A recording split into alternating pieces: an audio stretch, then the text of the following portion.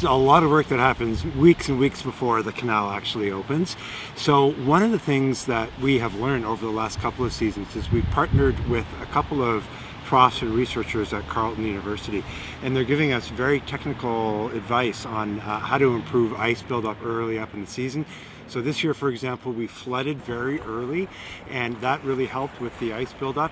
We didn't have a lot of snow, which is bad for Gatineau Park, but good for the Rideau Canal Skateway, and that was super helpful. But you can imagine, first the ice buildup, then it needs to be strong enough to bring all of the equipment in. We're sitting here on a picnic table and all of the trees and the garbage receptacles and so on. So a lot of prep, and then the finishing touches is really, once you have the right thickness, getting that proper ice quality. And that's critical because you want people to have a good skating experience too. Well, what I would say is we're really trying to be nimble in light of these fluctuating temperatures we're seeing as a result of climate change. Obviously a very disappointing season a couple years ago where we didn't open at all. And so a couple of things we're doing differently. Firstly, we're using lighter vehicles so that we can get onto the ice earlier, so that we don't need as much of a buildup before we start working on that final layer. That's important. We have an issue with storm sewers going into the canal in the northern portion, close to downtown. And so we've done a bit of work on them in conjunction with the City of Ottawa this year, so that we get less runoff, because it's that brinish sort of salty water which keeps the water temperature higher. So we're dealing with that.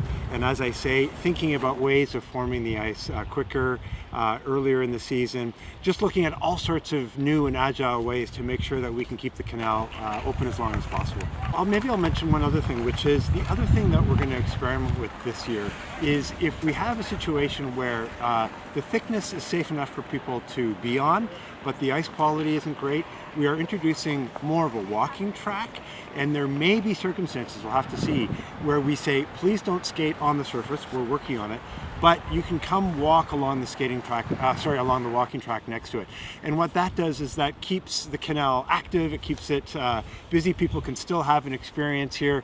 They can still grab a hot chocolate or a beaver tail while we're working on getting that finishing layer on the ice. So we'll have to see, but those are the kinds of innovations and pilots I think it's really important for us to experiment with, just because it's such a great experience, it's such an iconic experience. We really want to maximize the days that people can enjoy it.